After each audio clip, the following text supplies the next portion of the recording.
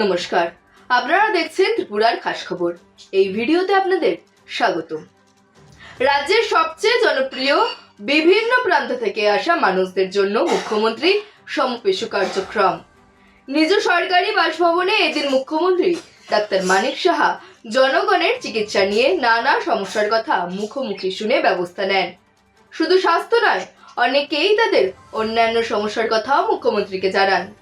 মুখ্যমন্ত্রী সব শুনে সংশ্লিষ্ট আধিকারিকদের যথাযথ ব্যবস্থা নিতে নির্দেশ দেন।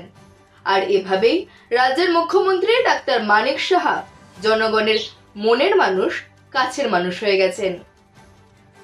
খবর এখন এই পর্যন্তই। ফিরছি পরবর্তী পর্ব নিয়ে।